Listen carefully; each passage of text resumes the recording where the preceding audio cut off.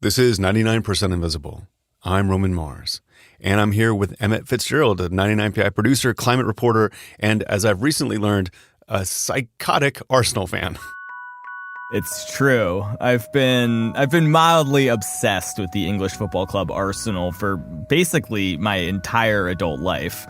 To be clear, I have zero connection to North London, where the team is based, but for reasons I can barely remember now, 14-year-old me chose Arsenal, and I've been living with the consequences ever since. You know, I wake up at like 6:30 in the morning basically every weekend to watch them play in Pacific Standard Time. That's lunatic behavior, but yeah, okay. It's nice to have a hobby. Yeah, it's just my lot in life. But anyway, today is a big day because I have an Arsenal story for you. It starts with a match last season. Arsenal were beating Bournemouth 2-0, and in the 52nd minute, Arsenal won a penalty. Under his arm on the penalty spot at the moment. Now, normally in a situation like this, they would let their star player, this guy named Bukayo Saka, take the penalty kick. But on this day, a lanky German named Kai Havertz stepped up. They've given the ball to Kai Havertz to give him... So what's the significance of Kai Havertz and him taking the ball in this moment? So Kai Havertz had recently joined Arsenal from their London rivals Chelsea, and he cost a lot of money. He was a £60 million transfer. Whoa, okay. But so far that season, he had still not scored a goal. And the football media was starting to chatter about how all that money had been a waste. So, Havertz is looking a little bit nervous as he approached the ball. But he smashed the penalty into the bottom left-hand corner. No problem. Kai Havertz announced himself as an Arsenal player. And the Gunners lead by 3-0. Now, this was not a particularly important goal in the season. It wasn't really even an important goal in the game. It was already over. But it was an important goal for Kai Havertz. And as he wheeled away into the corner to celebrate this first goal with the Arsenal fans, a song starts ringing around the stadium.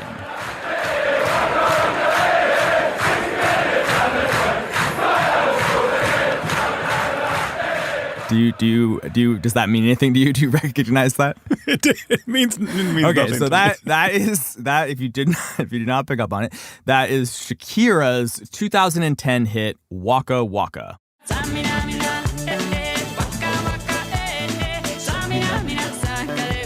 This time for Africa. Oh, okay. So I do recognize that as the World Cup song, the World Cup in South Africa. That's right. But instead of the usual Shakira verse, the Arsenal fans sang a brand new set of lyrics celebrating Kai Havertz and basically saying, who's a waste of money now?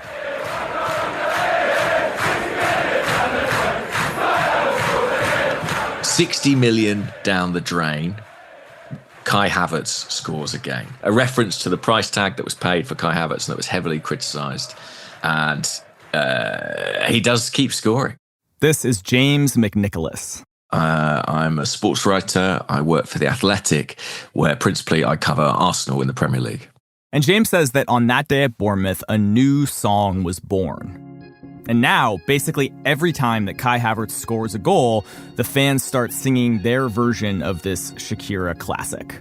I've got to say, I've got an 18-month-old son, and that's certainly his favourite chant. Whenever that song comes on or whenever I'm singing that around the house, he really enjoys that. So I do have a particular soft spot for that one.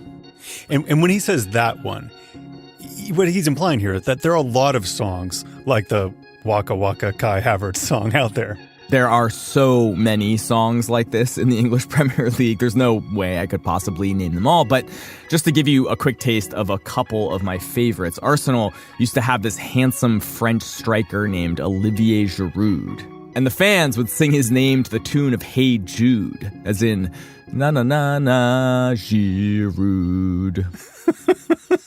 One of my favorites of all time comes from West Ham, who had this song for their striker, Bobby Zamora, that was lovingly making fun of the fact that a lot of his shots tended to sail way above the goal. It was sung to the tune of That's Amore, except it went, when you're sat in rosette and the ball hits your head, that's Zamora. That's fantastic. That is truly just the tip of the iceberg. If you have your TV unmuted while you watch an English Premier League game, you're treated to a near constant chorus of songs like these. I think it's partly what makes the Premier League so special. You know, these are songs with melodies borrowed from pop songs or folk songs and reworked lyrics, sometimes quite complex lyrics, which will be either to kind of eulogize their own players, lionize their own players, or are often quite derogatory about other players and other teams. But the imagination and sense of humor of the British football fan knows few bounds. And this obviously isn't unique to English soccer. Football fans all over the world sing during matches. And even American sports fans have some simple chants that they break out now and then.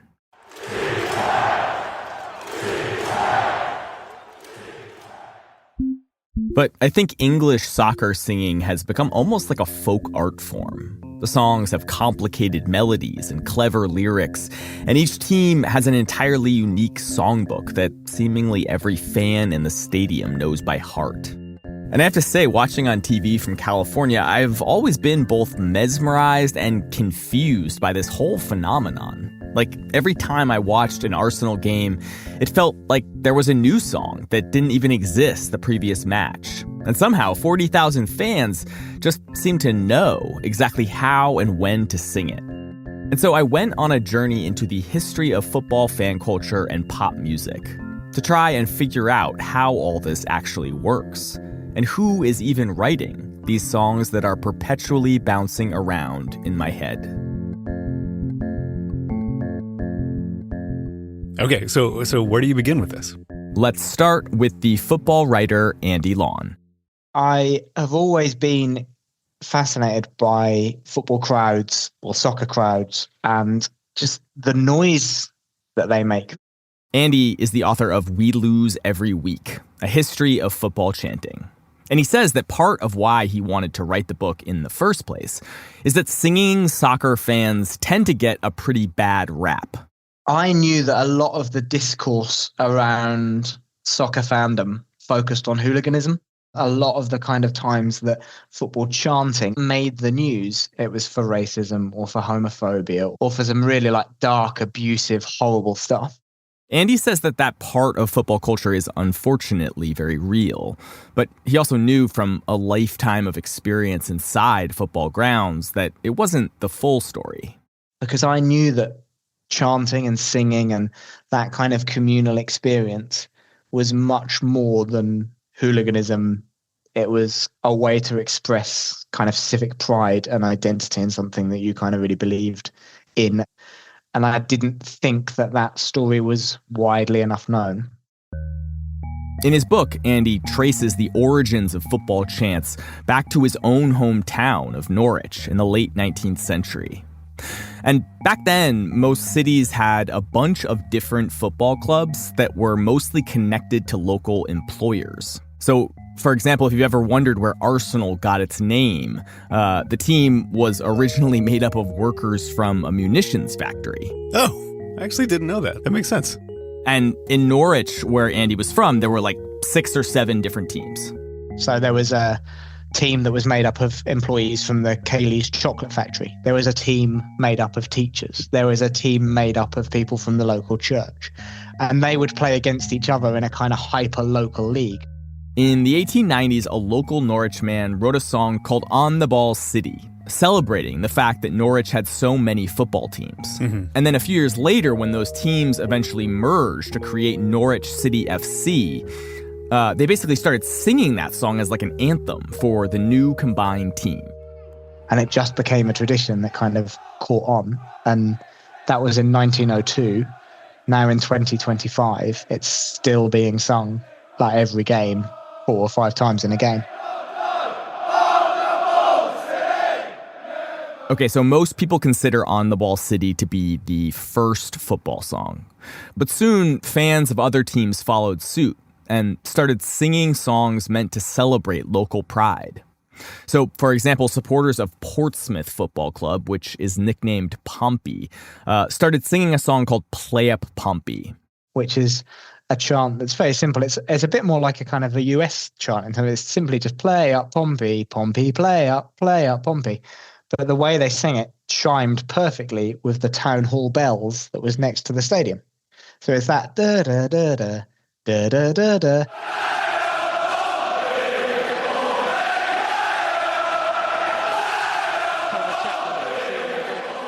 So you mentioned the first one sort of premiered around 1902. Where are we at this point where they start spreading around to other clubs? Yeah, I mean, kind of the early part of the 20th century, it was this like, it was a phenomenon, but, the different teams would have them. They were often sung at the beginnings of games, like before anything even happened. It was kind of like the players are walking out onto the field, like, let's sing the song from our town that celebrates local pride. But I would say that, like, if we're going to call football songwriting a folk art form, as I did in the intro, I would say that, like, that didn't really kick into gear until the 1960s. And it all went down in Liverpool. And what essentially happened was Cilla Black and the Beatles were kind of the first musical acts that became world famous. And they were very, very famously from Liverpool.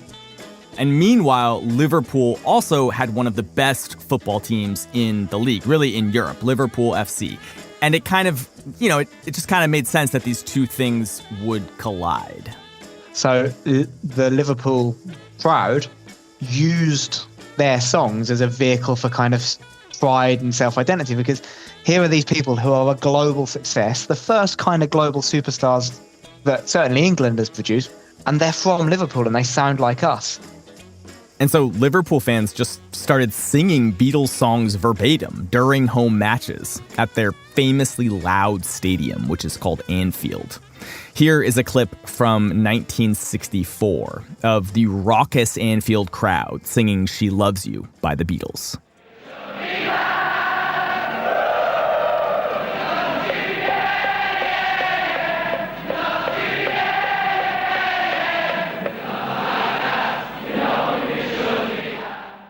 But the most iconic Liverpool song from this era isn't actually a Beatles song. It's called You'll Never Walk Alone. Do you know that song? I know it, but I really only know it in this context. I don't know where it originates from. Well, it was originally written for a Rodgers and Hammerstein musical, but the song was made famous by a Liverpool rock band called Jerry and the Pacemakers.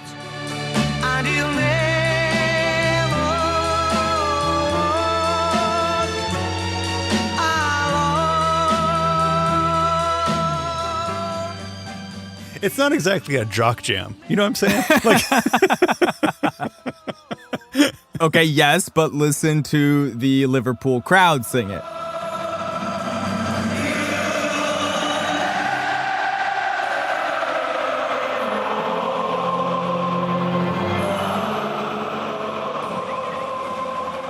Oh, it's so good. You would never predict that for that song, but it actually comes off so well. Totally.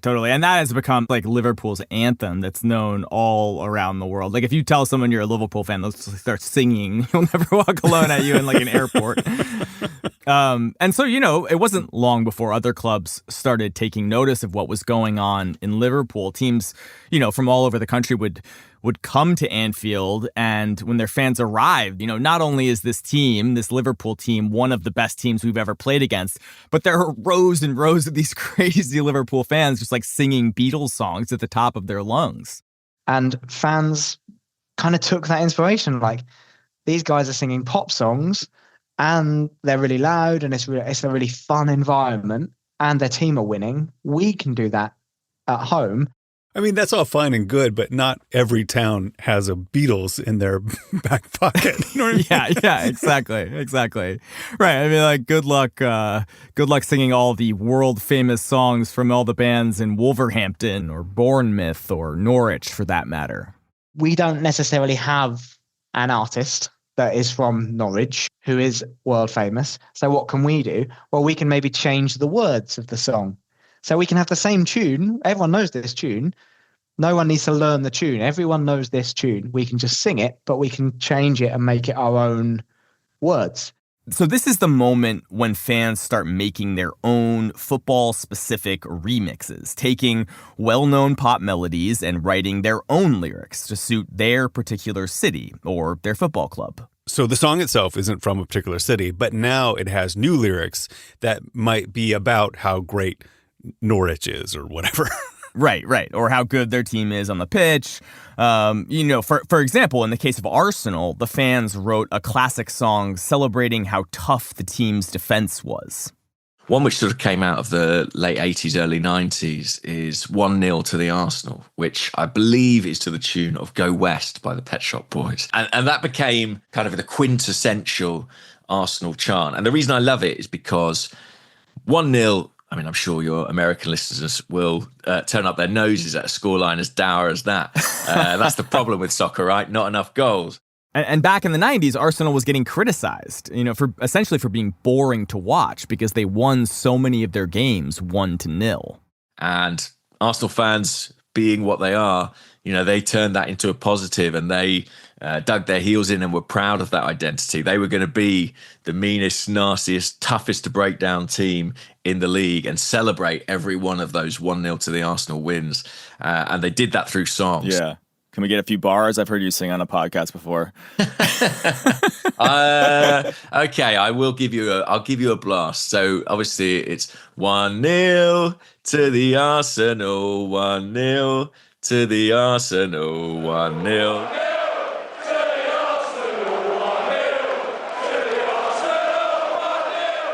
Listen, lyrically, it's not the most complex, but you can see why it caught on. I mean, it's still a far sight better than just defense. Yeah, exactly.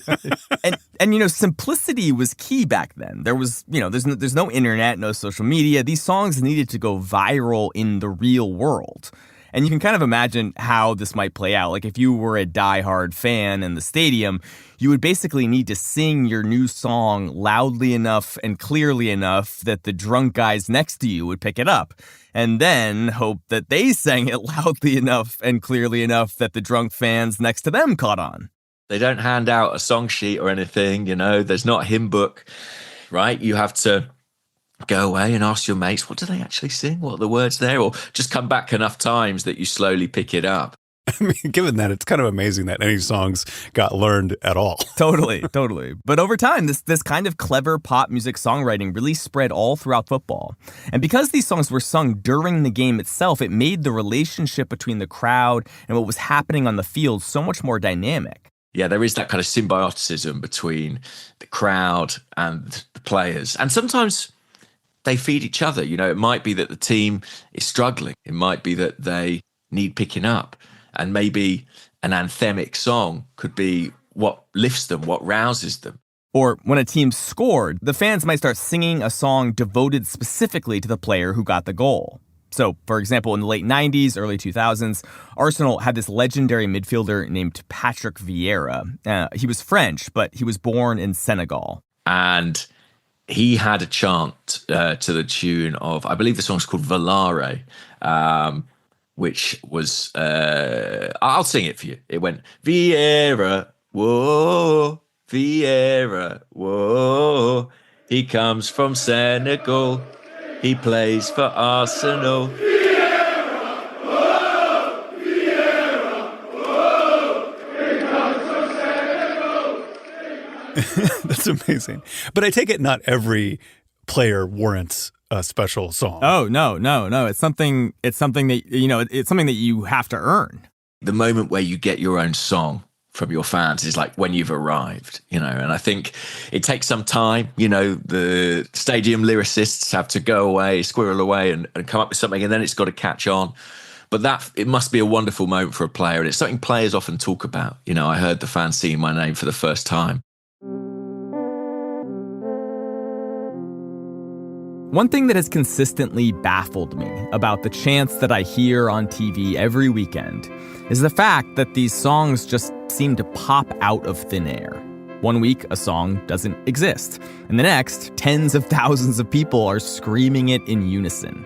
So after the break, I will talk with one of the songwriting supporters who make that magic happen. All right, stay tuned.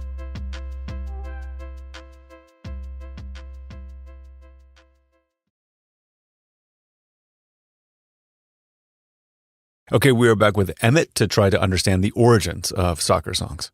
So since I started reporting this piece, I've wanted to try and figure out who was actually writing all of these songs that seem to spring forth from the chaos of the crowd like magic. And that search led me to an Arsenal fan named Dan Gunning. It started because as a group, we wanted to try and improve the atmosphere. It's circular, right? The fans sing more, it helps the players win, the fans sing more, it goes round and round. Dan is a season ticket holder in this very famous part of the stadium called the North Bank. And, he's a regular at Arsenal games. And, it must be said that Arsenal have never been known for being a particularly rowdy crowd. They're not Liverpool. But when fans were let back into the stadium after COVID, Arsenal was playing really well. And there was this concerted effort to try and improve the atmosphere inside the ground, try and really create, a vibe inside that stadium. Mm-hmm. Dan and his friends were a part of that, and they decided to take it upon themselves to write some fresh songs for some of the team's newest players. We started to get some noise from fans saying, this person needs a song or that person needs a song. Specifically, Dan thought that the team really desperately needed a song for their new captain, who is a Norwegian midfielder named Martin Odegaard. Odegaard is this incredibly skilled, kind of baby-faced Scandinavian who wears the number 8 jersey. Was basically just sitting there in bed and was watching darts on YouTube. And the dart song was in my head. Wait, so he's saying watching darts like watching people throw darts on YouTube? Is that what he's watching? Yeah, he did. Darts is like a popular spectator sport, and they televise it in the UK. And the theme song for the main darts television program is by a band called Planet Funk. It's called Chase the Sun.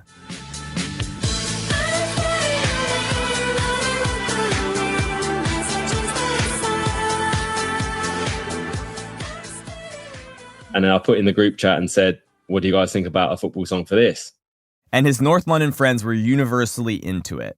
It was a very astute choice because that song has a particular resonance in North London, I would say, even because every year there's the big darts competition here at Alexandra Palace, which is only about 20 minutes from the stadium. And so it was a song people knew really well, which I think probably accelerated the rate at which people embraced it. So Dan comes up with some Martin Odegaard specific lyrics to match that darts tune. Okay. I tried to get him to sing it, but he was too embarrassed to sing it for me on the radio. But James helped me out.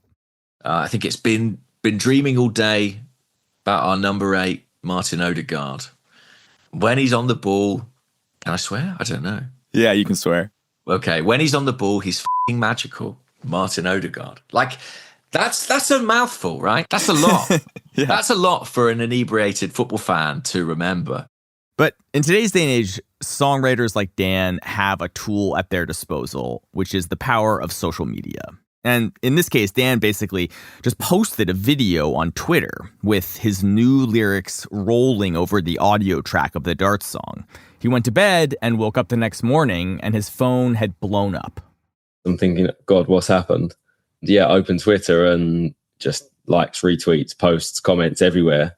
And obviously the same from the lads in the group chats, messages saying like, it's gone absolutely mad. It's gone everywhere. The next day was a home game against Everton. And Dan, followed his usual pre-match routine and went to the pub for a drink. And at the bar, a bunch of friends started singing the Martin Odegaard song. A lot of people recognized it from Twitter and it starts to catch on. So this is before it's even reinforced in a match. It's just out in the bar. Right. And so Dan left the bar, and the song kept spreading from there. On the walk into the stadium, he heard more people singing it. But the big question was whether he and his friends could get the song going during an actual match, like in the stadium.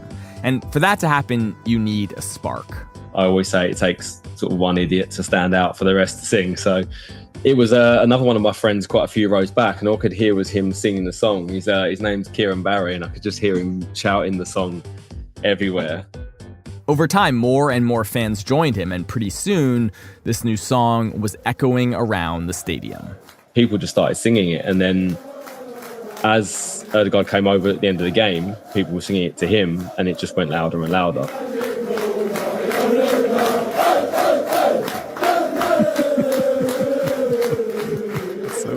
It's so great to see him recognize what they're doing. You know what I mean? Because in this video, Odegaard is like watching them and clapping along and stuff. So great. Yeah, totally. I mean, imagine you're like at your workplace and there's thousands of people who love you and really badly want you to be doing a good job. And they're just like singing this devotional song that they created especially for you. Listen, it must be a very special feeling to have 60,000 people singing your name and saluting you for what you do. Yeah, but it also must be a pretty amazing feeling for the songwriters to see this take off, Yeah, completely. And I brought this up with Dan a lot, and he's very kind of bashful and humble about it. But it's wild to me. Like, I would hesitate to guess the number of people who know the words to that song, like globally at this point, but it is a lot. Like, just the other day, I went to watch a game at a bar in San Francisco, and Martin Odegaard scored, and this entire bar in San Francisco in California starts singing the song that Dan wrote a year or so ago. It's a worldwide, global #1 hit. Yeah, exactly. He went platinum. But a thing that has struck me throughout this is just how unprecious Dan and his friends are about their songwriting. They see their role, I think, is just to churn out lots of ideas and sort of see what sticks. They know that most of the ideas that they come up with won't go anywhere, but that's just part of the process. It's kind of fun to imagine the ones that don't take off, where somebody does stand up and try to start it, and then nothing happens. Totally. I mean, I think that happens literally all the time. There was one to the tune of a song called Zombie by the Cranberries. Oh, of course. An Arsenal defender called Gabriel. Yeah. And oh, really? yeah, I think it was, his nickname is Gabby. So I think it was Gabby. Yeah. And you would think, right? That's got all the ingredients to make a success. But apparently it just resulted in one guy just basically just screaming the word Gabby over and over again in a football stadium until he was eventually ignored or possibly even taken away by stewards who were concerned for his well-being. That would be mortifying. But I can totally imagine it perfectly. I'm sure he was fine. Gabriel did eventually get a song, though. And weirdly, Dan and his friends were involved in this one, too. Basically, a few seasons ago, a fan had tried to get a Gabriel song going to this standard tune, and it didn't really take. But the lyrics got tweaked a little bit by different people over the years. And then in 2024, Gabriel was having this incredible season. And Dan and his friends decided, like, we really need to make this song happen. Now this guy deserves a song. And they posted a video of their crew singing this Gabriel song on the train on the way back from an away match. And this time it just went everywhere. Six is the king of Brazil. I'll sing it wrong. He'll give you hell. Our road at the back is Gabriel. Ole, ole. Come on. Ole, ole. And so is this song part of the canon? Would you hear this in a bar in San Francisco? Yeah, absolutely. You hear it all the time.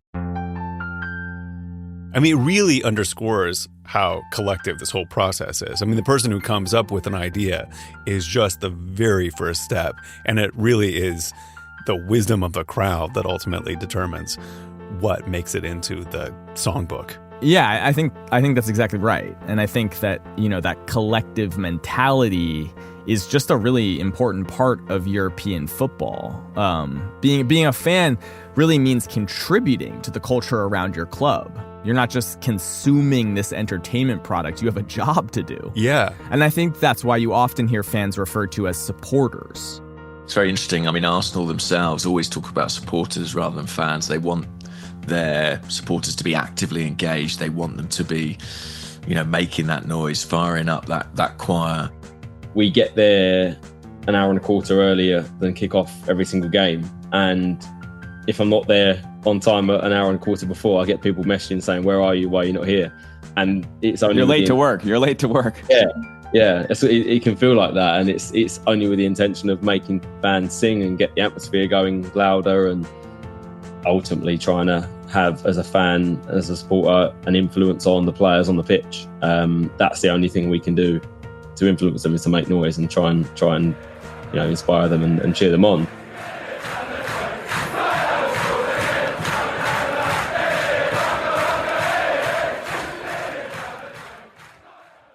So before we go, how is Arsenal doing this season?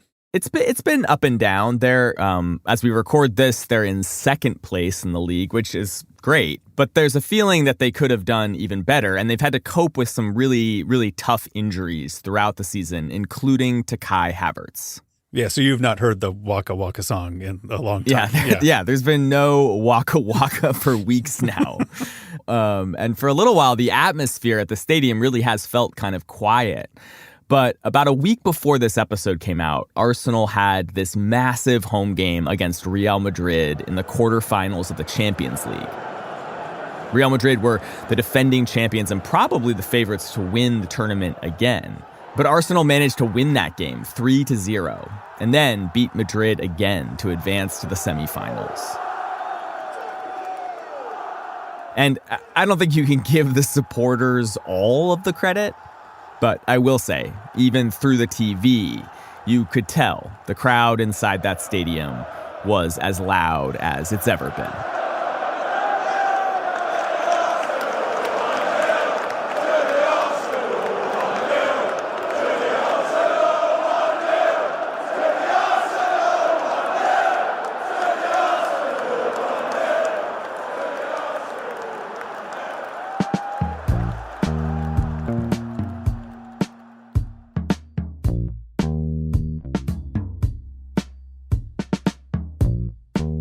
"99% Invisible" was produced this week by Emmett Fitzgerald and edited by Kelly Prime. Mixed by Martin Gonzalez. Music by Swan Real, George Langford, and APM. Fact-checking by Graham Haysha. Special thanks this week to Ben Bennett. Kathy Tu is our executive producer. Kurt Kolstad is the digital director. Delaney Hall is our senior editor. The rest of the team includes Chris Berube, Jason DeLeon, Christopher Johnson, Vivian Leigh, Lasha Madon, Joe Rosenberg, Jacob Medina Gleason, and me, Roman Mars. The 99% Invisible logo was created by Stephen Lawrence. We are part of the SiriusXM podcast family, now headquartered 6 blocks north in the Pandora building in beautiful uptown Oakland, California. You can find us on Blue Sky as well as our own Discord server. There's a link to that as well as every past episode of 99PI at 99pi.org.